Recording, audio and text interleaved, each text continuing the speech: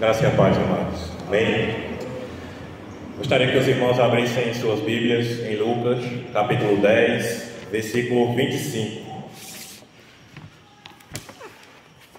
Lucas, capítulo 10, verso 25.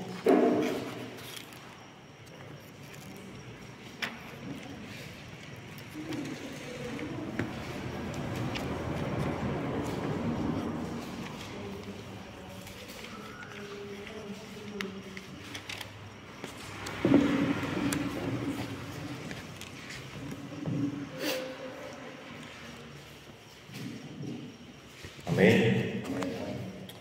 Diz assim a palavra do Senhor: E eis que certo homem, intérprete da lei, se levantou com o objetivo de pôr Jesus à prova e lhe perguntou: Mestre, que farei para herdar a vida eterna?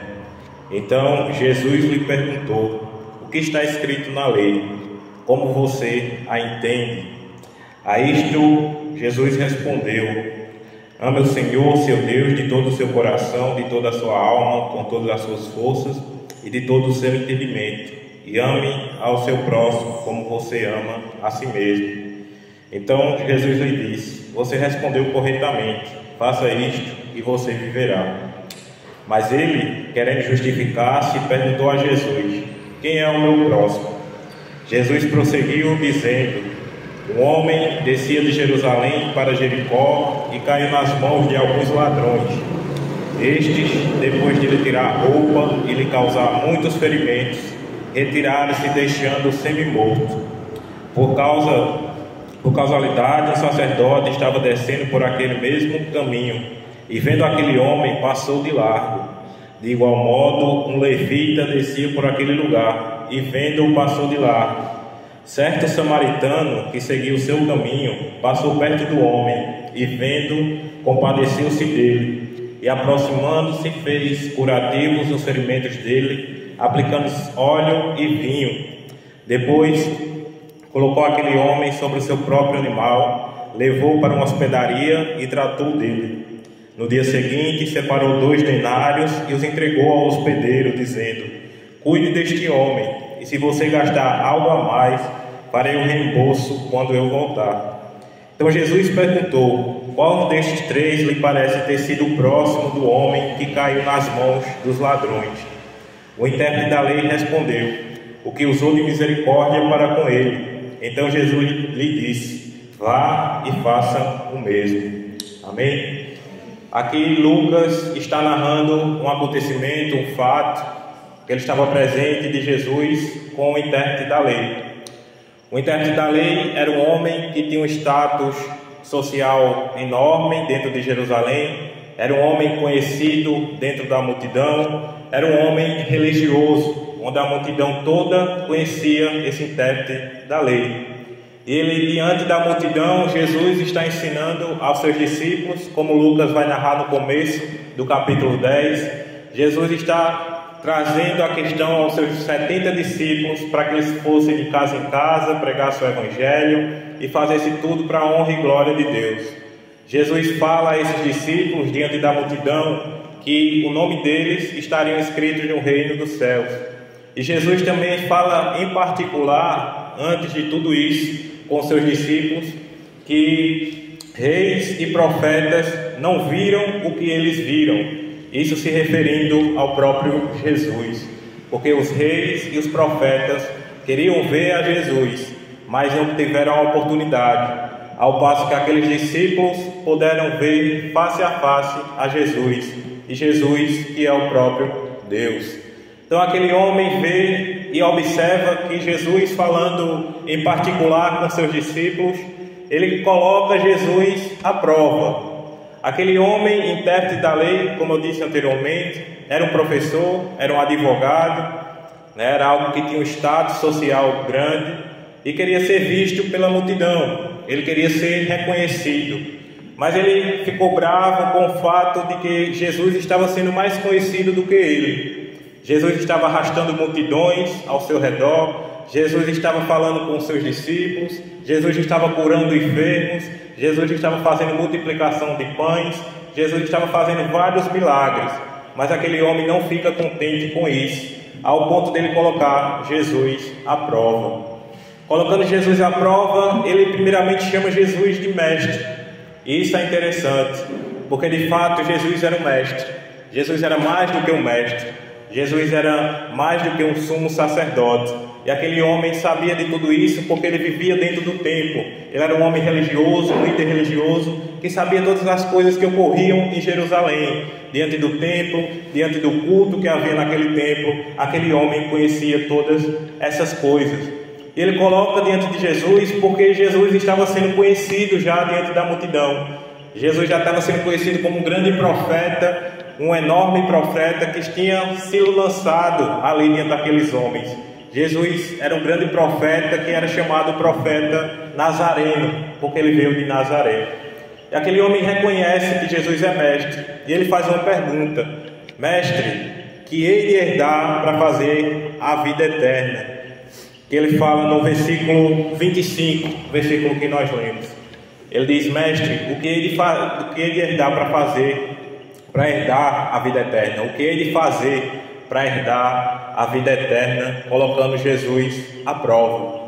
E nós, como cristãos, somos muitas vezes colocados à prova quando se tem essa pergunta, porque estamos rodeados de falsos mestres, estamos rodeados de falsos messias, de falsos cristos, que fazem a mesma pergunta: o que é necessário para a vida eterna?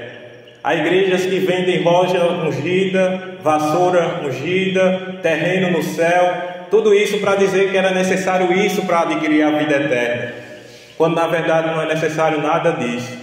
Nós precisamos apenas de uma coisa, que é a graça e a misericórdia de Deus sobre nós, e com isso adquirimos a vida eterna. Mas os homens estão aí querendo cada vez mais poder em ser reconhecidos, e cada vez mais trazendo normas que não tem nada a ver com Cristo. São apenas normas religiosas que, assim como os fariseus colocavam, de lavar os pratos, de vestir as roupas, assim esses homens hoje fazem da mesma maneira. Os homens colocam que pode vestir isso, que não pode vestir aquilo, que pode ter barba, que não pode ter barba, que pode usar brinco, que não pode usar brinco, que pode colocar maquiagem, que não pode usar maquiagem. Os homens estão preocupados com o exterior do corpo, mas não se preocupa com o interior, onde está o coração. E Jesus sabia o coração daquele homem. Jesus conhecia e sabia que aquele homem queria colocar ele à prova. Ao passo que Jesus, quando vai responder àquele homem, Jesus não responde diretamente. Jesus faz outra pergunta. Jesus coloca realmente aquele homem dentro do seu status. Jesus reconhece aquele homem e sabe o que ele tem, a intenção do seu coração para com Jesus. E Jesus faz outra pergunta para entender realmente o coração maldoso e pecaminoso daquele homem religioso que queria colocar Jesus à prova. Mas como eu disse, não é diferente. Os homens hoje querem colocar Jesus à prova. Se você coloca um canal de TV, várias igrejas ali está, mundial, universal, e aquelas igrejas mostram que para herdar a vida eterna é necessário você ficar 7 dias sem fazer nada, é necessário você ficar 7 dias sem assistir, é necessário você subir um monte, é necessário você estar orando em um monte, mas nada disso é necessário para herdar a vida eterna. Porque a graça, ela não é nossa, a graça é algo de Deus. E nós não, pelo nosso esforço humano, nós não conseguimos alcançar a Deus, porque só Deus pode nos alcançar. O homem é o maior inimigo do próprio homem. Nosso inimigo, nosso maior inimigo somos nós mesmos, é o nosso coração. O nosso maior inimigo é o nosso coração, é as intenções do nosso coração. Porque, como dizia o reformador João Calvino, o nosso coração é uma fábrica de ídolos. E realmente é. Estamos sempre querendo alimentar os nossos corações com nossos ídolos.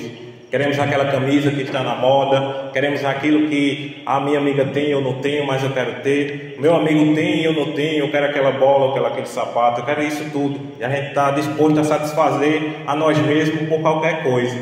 Então, nosso maior inimigo somos nós mesmos. Muitas das vezes, o homem, o próprio homem, quer se colocar acima de Deus. E é isso que nós vemos com vários líderes religiosos hoje. Esses líderes religiosos querem ser acima de Deus. Eles querem ser mais poderosos do que Deus. Eles querem ter um poder que não é atribuído a eles. Se você pega, uma vez eu assisti, um homem estava expulsando o demônio e disse que ele tentou expulsar em nome de Jesus, mas não conseguiu, porque no nome de Jesus já tinha acabado, ele não conseguia.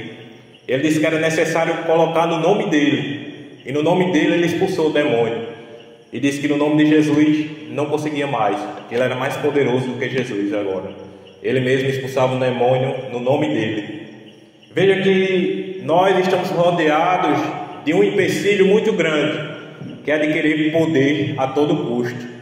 E a gente está rodeado disso, não só os líderes religiosos, mas a política, em tudo, essas pessoas estão envolvidas querendo poder, querendo prestígio, querendo bem-estar social, querendo ser visto pelo público.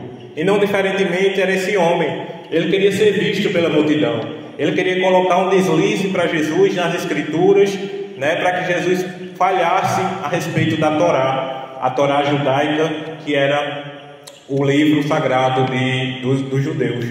E ele queria botar Jesus à prova diante disso. E nós vemos no versículo 26 que Jesus não responde àquele homem, mas ele faz uma pergunta. E nós muitas vezes dizemos a nós mesmos, um dito popular, que responder uma pergunta com outra pergunta é uma burrice, mas na verdade não é. Jesus estava sabendo a intenção do coração daquele homem, e por isso Jesus manda outra pergunta àquele homem. Jesus pergunta a ele: o que está escrito na lei? Como você a entende? Então Jesus sabia a intenção do coração daquele homem. Jesus quer saber o que ele entende sobre a lei, o que está escrito na lei e o que ele entende, porque Jesus queria saber a intenção do coração daquele homem e saber as palavras que ele tinha a dizer a Jesus. E aquele homem responde: ame o Senhor, seu Deus, de todo o seu coração, no versículo 27, de toda a sua alma, com todas as suas forças e de todo o seu entendimento, e ame seu próximo como você ama a si mesmo. Veja que Jesus lhe diz: você respondeu corretamente, faça isto e você viverá. Veja que Jesus, ele vê a intenção do coração daquele homem, que responde corretamente, e Jesus diz: você respondeu corretamente, faça isto e você viverá. E ele sabia que aquele intérprete da lei realmente conhecia da Torá, porque ele trabalhava com aquilo, ele trabalhava com isso, e sabia o que tinha escrito na lei dos judeus. Então eu gostaria que você abrisse sua Bíblia, primeiramente em Deuteronômio, capítulo 6, versículo 5. Deuteronômio 6, 5.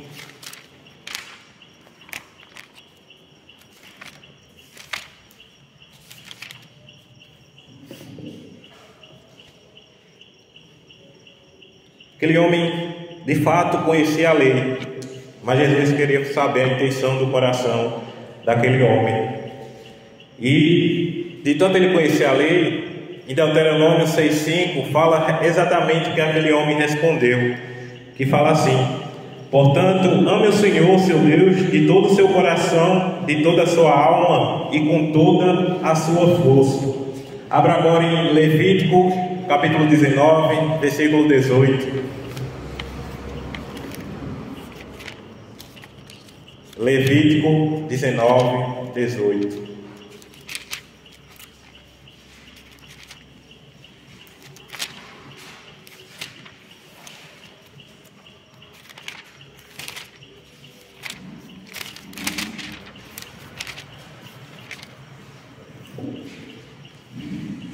Levítico 19, 18 fala: não procure vingança, nem guarde ira contra os filhos do seu povo, mas ame o seu próximo como você ama a si mesmo. Eu sou o Senhor. Então aquele homem, ele conhecia da lei, ele sabia o que estava escrito na lei: ame ao Senhor, seu Deus, de todo o coração, e ame ao próximo como a si mesmo.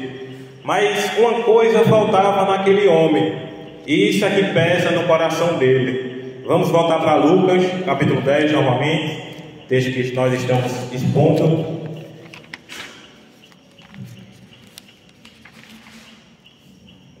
Aquele homem que Jesus disse que ele respondeu corretamente e que ele tinha que fazer aquilo para ele viver, ele volta-se, mas ele quer se justificar, versículo 29. Mas ele, querendo justificar-se, perguntou-se a Jesus: quem é o meu próximo? Então essa é uma pergunta marcante e interessante, até para nós mesmos, porque muitas vezes pensamos que os nossos próximos é os nossos familiares, é os nossos amigos, é os nossos vizinhos, mas esquecemos que o Evangelho é necessário negar a própria vida, porque Jesus diz: negue-se a si mesmo, tome a sua cruz e siga-me. Amar o próximo é muito mais do que amar amigos, familiares, vizinhos. É necessário amar ao inimigo. Isso que é o mais difícil de todo o cristianismo: amar o inimigo. Não é fácil para mim e para você amar o nosso inimigo. Não é fácil a gente se ajoelhar e orar pelo nosso inimigo. Não é fácil. E até para aquele homem era difícil. Aquele homem não aceitava que o inimigo também era o próximo dele. E amar o próximo derruba essa barreira de que só pessoas que são chegadas a nós é que somos nosso próximo. Mas o próximo também é aquele estrangeiro, o próximo é também aquele inimigo, aquele que nos fez o mal. Mas Jesus disse que não retribua o mal com o mal, mas sim com o bem. E é difícil amar o próximo nesse quesito, porque é difícil amar o inimigo. E para esse homem não era diferente, porque o ponto que Jesus disse: vá e faça o mesmo, ele queria saber quem era o próximo dele. E muitas das vezes somos nós também querendo saber quem é o meu próximo, quem é o seu próximo, e a gente fica amargurado, fica raivoso, tem raiva, se ira, porque é difícil. E como eu disse no começo, nós muitas vezes queremos fazer a nossa vontade, o nosso desejo. Então matar o velho homem é difícil, porque o pecado já nos corrompeu. O pecado faz parte da natureza humana. Então só Cristo que pode curar o nosso coração. O filósofo Agostinho, ele dizia que todas as coisas em questão do seu coração, tudo não preenchia o seu coração, mas era necessário Cristo para preencher o seu coração por completo. E não é diferente na gente, é necessário Cristo para preencher o meu e o seu coração. É necessário Cristo para preencher a nossa vida, para dar significado à nossa vida. É necessário Cristo para a gente ser uma nova criatura. É necessário Cristo para a gente amar o próximo como amar a si mesmo. Mas o próximo não é apenas os amigos, mas é também o inimigo. E isso é o Evangelho. Por isso ninguém aceita o Evangelho, porque o Evangelho é algo radical para essa cultura de hoje. O Evangelho é contrário a essa cultura de hoje. O Evangelho em si fala uma coisa, mas o mundo quer outra. A Bíblia fala isso, mas o mundo quer aquilo. E fica nessa batalha de querer satisfazer a carne cada vez mais. Mas o Evangelho é isso, é um novo reino, é uma nova criação. A criação vai se passar, o pecado vai se passar e Cristo irá inaugurar o seu reino. Um reino messiânico, um reino eterno, um reino que nunca terá fim e que será transformada essa terra em novos céus e nova terra, porque Cristo será o Rei eterno e imortal, como nós cantamos, invisível, mas real. A Ele ministramos sempre o louvor. Ele é digno de toda honra, toda glória e todo louvor e toda adoração. Veja que é difícil, porque Jesus começa respondendo essa pergunta com uma parábola. Versículo 30 em diante, Jesus prosseguiu dizendo: um homem descia de Jerusalém para Jericó e caiu nas mãos de alguns ladrões. Este, depois de lhe tirar a roupa e lhe causar muitos ferimentos, retiraram-se, deixando-o semi-morto. Por casualidade, um sacerdote estava descendo por aquele mesmo caminho e, vendo aquele homem, passou de largo. De igual modo, um levita descia por aquele lugar e, vendo, passou de largo. Certo samaritano que seguia o seu caminho passou perto do homem e, vendo, compadeceu-se dele. Aproximando-se, fez curativos nos ferimentos dele, aplicando óleo e vinho. Depois colocou aquele homem sobre o seu próprio animal, levou para uma hospedaria e tratou dele. No dia seguinte, separou 2 denários e os entregou ao hospedeiro, dizendo: cuide deste homem, e se você gastar algo a mais, farei um reembolso quando eu voltar. Então Jesus coloca uma história que aquele homem conhecia. Jesus coloca 3 personagens nessa história, 3 viajantes. Primeiramente um sacerdote, segundamente um levita e terceiramente um samaritano. E aquele homem que era intérprete da lei, ele sabia o que era um sacerdote, que o sacerdote tomava conta do templo, o sacerdote era um líder religioso, que estava sempre tomando conta do templo, arrumando o templo, fazendo as ofertas do templo. E aquele homem também sabia o que era um levita, que também fazia as mesmas funções do sacerdote, mas era mais a questão de ofertas de animais, de ofertas de cereais, de ofertas de pombas, todos aqueles sacrifícios, aquele homem sabia e conhecia porque era o intérprete da lei. Era um homem conhecido, era um homem famoso no meio religioso. E aquele homem estava perguntando quem era o seu próximo. E Jesus faz uma jogada magistral. Jesus age como um verdadeiro professor. Jesus fala do sacerdote e do levita, que aquele homem conhecia muito bem, porque estava sempre na companhia desses 2 homens. Aquele homem estava ali no templo todas as vezes, junto com o sacerdote e junto com o levita. Mas eis que surge um terceiro personagem. Esse terceiro personagem surpreende não apenas a narrativa de Lucas, mas também surpreende aos discípulos de Jesus, porque era um samaritano. O samaritano, para entender a história, os samaritanos são inimigos dos judeus. Os samaritanos são inimigos dos judeus, não se dão bem com os judeus. Sempre houve briga entre samaritanos e judeus. Você, em sua casa, abrir e ler Esdras, no Antigo Testamento, Esdras capítulo 4, você vai entender um pouco sobre essa questão política, essa questão social que tem samaritanos e judeus. Porque foi desde o rei Artaxerxes, que Esdras vai comentar, que houve uma guerra entre os samaritanos e os judeus. Isso rompeu uma relação entre esse povo. Os samaritanos não se dão bem com os judeus, e os judeus também não se dão bem com os samaritanos. Os samaritanos não se falam com os judeus não se falam com os samaritanos. Os judeus nem sequer passam à aldeia dos samaritanos. Os judeus realmente não têm um ódio tremendo quanto aos samaritanos. Isso nós vemos também pelos discípulos de Jesus.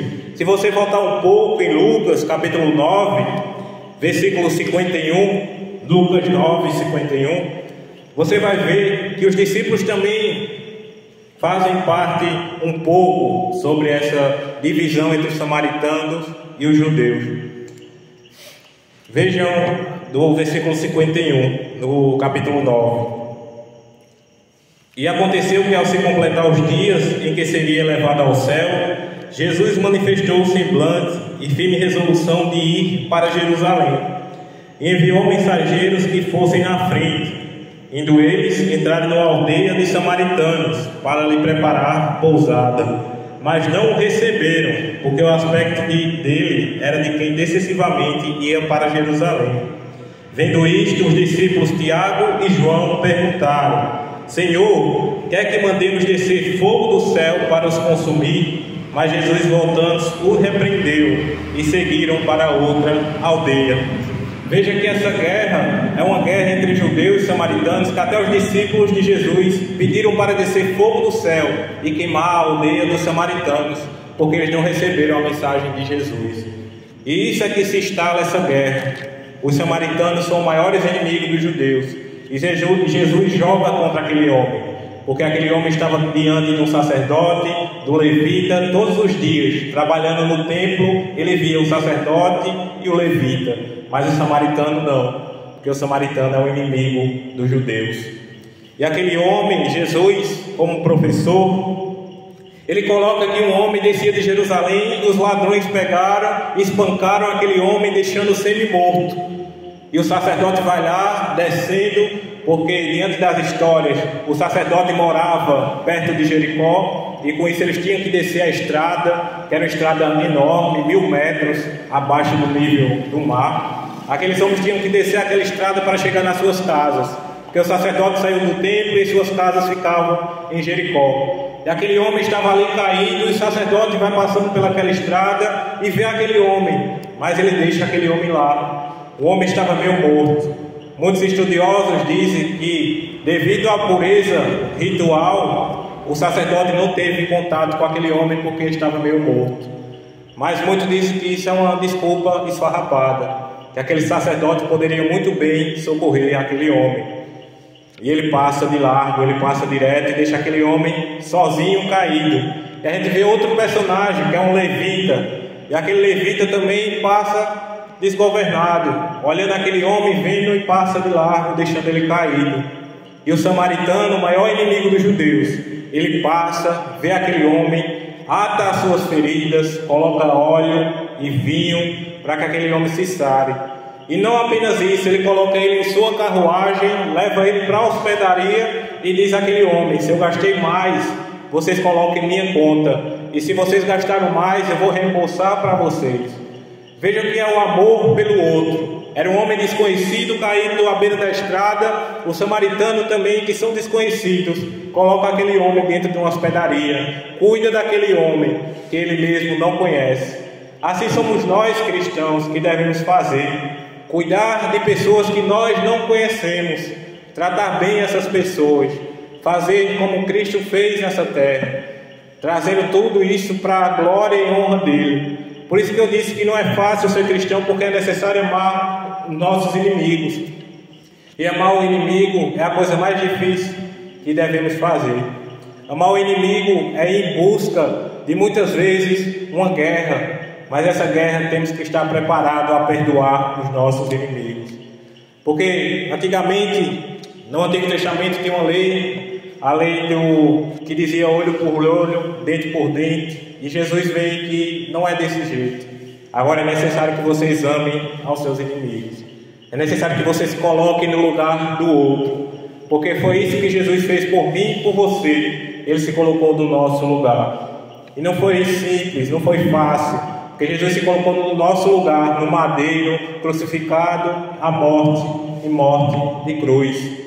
Jesus se fez maldito por mim e por você, porque todo aquele que morre no madeiro é maldito. E Jesus se fez maldito por mim e por você. Então Jesus diz: é necessário que você ame o seu inimigo, porque eu também amei aos meus inimigos. Eu amei a todos que são meus inimigos, pois a raça humana são pecadores. E Jesus não era pecador, Jesus era o próprio Deus encarnado. E Jesus se coloca no lugar dos pecadores para perdoar os pecados dele.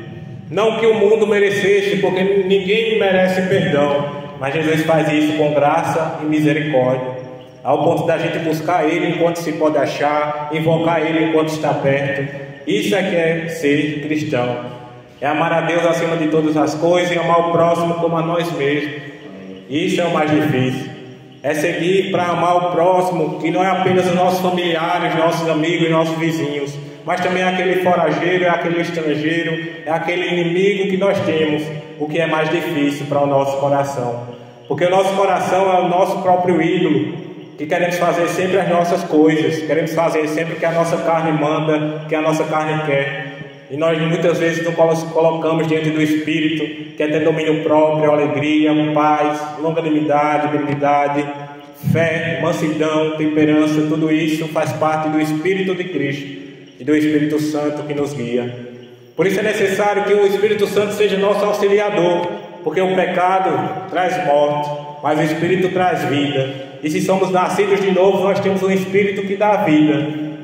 Temos um Espírito que perdoa os nossos pecados, temos um Espírito que perdoa os inimigos, temos um Espírito que nos faz cada vez mais crescer em santidade, em fé e buscar ao Senhor. Assim como esse homem, Jesus também queria que aquele homem buscasse a Ele e seguisse a Ele, que aquele homem se arrependesse do seu pecado e fosse até Jesus amando o seu maior inimigo, o samaritano. E aquele homem, Jesus pergunta àquele homem, no versículo 36, Jesus pergunta àquele homem: qual destes três lhe parece ter sido o próximo do homem que caiu nas mãos dos ladrões? O intérprete da lei respondeu: o que usou de misericórdia para com ele. Então Jesus lhe disse: vá e faça o mesmo. Veja que interessante que Jesus faz uma pergunta de três homens e aquele homem responde corretamente, aquele que usou de misericórdia, que foi o samaritano. E Jesus termina dizendo: vá e faça o mesmo. Esse é um ensinamento não só para aquele homem, intérprete da lei, mas também para nós. Ser cristão é necessário ação, é necessário agirmos, é necessário fazer o bem, é necessário seguir a Jesus, é necessário não olhar para trás, é necessário a gente ser nova criatura, é necessário dar outra face, por mais difícil que seja, é necessário. Porque Jesus diz: aquele que bate à tua direita, deixa que também bata à sua esquerda. Então, toda vez que a gente vê homens dizendo que ser cristão é fácil, não é fácil ser cristão. Nunca foi fácil seguir a Cristo. Seguir a Cristo é uma batalha contra nós mesmos. Seguir a Cristo é uma batalha contra mim mesmo, você contra você mesmo. Porque você está batalhando contra os seus pecados, você está batalhando contra a sua pessoa. Porque Jesus deixa muito simples de que é necessário negar a sua vida e segui-lo. E negar a nossa vida é algo mais difícil que existe. Nós queremos sim satisfazer a nossa vida nessa terra. Nós queremos sim satisfazer muitas vezes ao pecado. Nós queremos sim dizer isso à carne. Muitas vezes dizemos sim à carne. Mas Jesus diz: é necessário que você mate o pecado e coloque em si o Espírito Santo que nos guia, que nos capacita. Porque sem o Espírito Santo nós não conseguimos. É Jesus, é Deus que dá o dom da fé. Como diz Paulo em Efésios, Paulo vai dizer que o dom da fé vem de Deus, né? Não vem de nós, mas é um dom de Deus. Então é Deus que tem misericórdia para conosco. Não é eu, não foi você que escolheu a Cristo, mas foi Cristo que nos escolheu. Cristo nos escolheu para sermos discípulos dele. Cristo tocou no nosso coração antes de ainda nascermos. Cristo já sabia. E tudo isso para que a gente vá e faça o mesmo nessa cultura tão pecaminosa, nesse mundo tão caído, tão perverso. Ser cristão é ser diferente desse mundo. Ser cristão nesse mundo não é fácil. É necessário lidar com todas as coisas que há nesse mundo como certa. E nós vemos através das Escrituras que tudo isso é errado. Que mentir é errado, que roubar é errado, que tudo isso é errado. Mas hoje relativizam tanto que as coisas ficam como certas, que roubar é certo, que fazer isso é certo, que isso vai se dar bem, né? Isso a gente vem lutando com uma cultura anticristã, uma cultura que está diferentemente de Cristo, buscando o seu próprio reino, o reino do maligno, o reino do mundo. Mas nós esperamos o reino do Cristo, que virá um dia. Então, meu irmão e minha irmã, estarei finalizando agora com a frase que eu escrevi aqui, que fala sobre amar o próximo. O amor próximo, ele não irá se limitar apenas aos amigos e parentes, mas irá se expandir até os inimigos, cujas necessidades nós também podemos cuidar deles. Honrar a Deus é servir ao nosso próximo, que também é o nosso inimigo. Amar a Deus é ter uma ação fiel, e é preciso a gente fazer uma pausa e ouvir para saber o que Deus exige de nós. A igreja é isso. A igreja é uma unidade de diferentes pessoas, quer sejam familiares, amigos, inimigos. Isso é a igreja. Igreja é a unidade de diferentes pessoas, de diferentes etnias, diferentes cores, diferentes raças. São diferentes pessoas que têm o seu intelecto e seu coração de acordo com si mesmo. Mas a igreja em si, ela é um corpo de Cristo que unido deve crescer cada vez mais.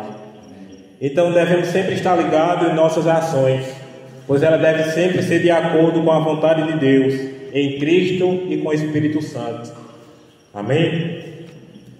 Então, tudo isso para dizer que é necessário amar o próximo é muito mais do que amigos e familiares. Mas amar o próximo é também amar ao nosso inimigo. E amar o nosso inimigo não é fácil, é difícil. Mas devemos negar a nossa vida e deixar que Cristo cuide de nós e cuide das nossas vidas, para a honra e glória dele. Amém? Vamos ficar de pé, vamos orar.